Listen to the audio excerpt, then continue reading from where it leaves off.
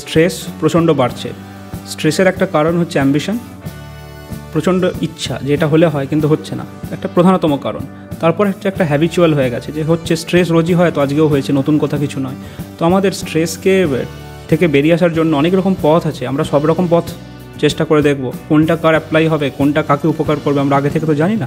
তো আজকে যে পথটা আমি বলছি এটা ভারতীয় দর্শনে 3টে গুণের কথা বলা হয়েছে, সত্যগুণ, রজগুণ, তমগুণ।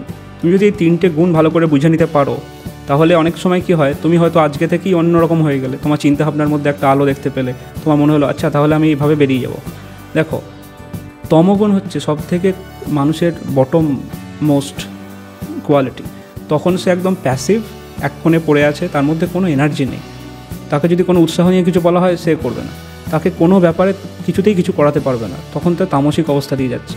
তামসিক অবস্থাকে ডার্কনেসের সাথে তুলনা করা হয়, অন্ধকার, তার মধ্যে কোনো আলো নেই, কোনো উৎসাহ নেই, কোনো আশা নেই, মানে তার সঙ্গে কেউ মিশতে চাইবে না, ঠিক আছে, এক কোণে পড়ে আছে।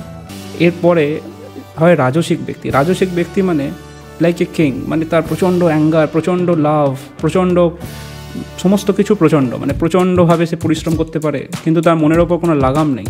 সে কাউকে অপমানও করে দিতে পারে, সে যে কোনো কাউকে প্রচণ্ড নামও করে দিতে পারে, প্রচণ্ড উৎসাহ আছে, এনার্জি আছে কিন্তু কোনো কন্ট্রোল নেই। এটা হচ্ছে রজস বা রাজসিক ব্যক্তির লক্ষণ। এখন কি হবে, মানে একই মানুষ কখনো তামসিক কখনো রাজসিক এমনও হতে পারে, মানে তার যে দিনের বিভিন্ন সময় বিভিন্ন রকমভাবে বা জীবনের বিভিন্ন ফেজে বিভিন্ন রকমভাবে। তোমাকে আগে এই কোয়ালিটিগুলো বুঝতে হবে, তামসিক হলে কি হবে, রাজসিক হলে কি হবে। এর পরের স্টেপ যেটা হচ্ছে সেটা হচ্ছে সাত্ত্বিক অবস্থা। সাত্ত্বিক অবস্থার লক্ষণ হলো ধীর স্থির ব্যাপার আছে, এনার্জি আছে কিন্তু এনার্জিটা নিজের কন্ট্রোলে আছে, মানে সে ইচ্ছা করলে স্থির হয়ে বসতে পারে, ইচ্ছা করলে অনেকক্ষণ কাজ করতে পারে, যে কোনো কাজকে যে কোনো সময় থামাতে পারে, সবার সঙ্গে ভালো ব্যবহার করে, তার সঙ্গে যদি কেউ খারাপ ব্যবহার করে সেও তার সাথে খারাপ ব্যবহার ইচ্ছা করলে করতে পারে। তার কাছে শক্তিটা আছে, ব্যবহার করবে কি করবে না তার হাতে। এক্ষেত্রে তোমরা শুনেছো যে কোনো মোটিভেশনাল স্পিকার, যে কোনো ওয়ার্কশপ যেখানে হয় কী করে, প্রথমে গিয়ে বলে যে কিছু গুড মর্নিং করে চেঁচায়, মানে কি একটা এনার্জি নিয়ে আসার চেষ্টা করছে।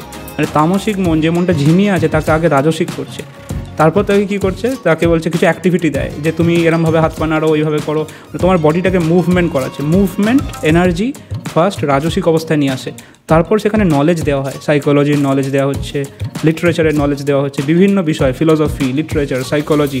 যেই মনের মধ্যে জ্ঞান প্রবেশ করছে সেই মনটা আস্তে আস্তে সাত্ত্বিকের দিকে যাবে।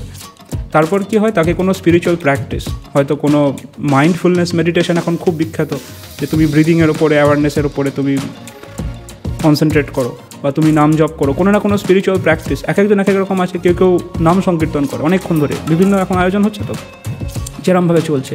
তো যখনই তুমি স্পিরিচুয়াল প্র্যাকটিস দিলে, তাকে স্পিরিচুয়াল নলেজ দিলে বা তাকে সাইকোলজির নলেজ দিলে, নলেজ স্পিরিচুয়াল প্র্যাকটিস যত বাড়তে থাকবে তত মনের বুদ্ধি বলে যে মনের ফ্যাকাল্টি আছে, বুদ্ধি যে ডিসিশন নেয়, সে খুব সক্রিয় হবে এবং সে তখন রজকে কন্ট্রোল করতে পারবে। স্ট্রেস থেকে তোমার বাঁচতে গেলে রাজসিক মনকে কন্ট্রোল করতে হবে, তামসিক থেকে দূরে থাকো, অলসতা থেকে দূরে থাকো। যখনই দেখবে তোমার একদম লেজিনেস এসে গেছে, কোনো ব্যাপারে কোনো উৎসাহ নেই, তুমি একটু বাইরে থেকে ঘুরে চলে আসতে পারো, জোরে জোরে গান চালিয়ে দাও, তামসিক থেকে সবসময় দূরে থাকো, রাজসিককে কন্ট্রোল করো।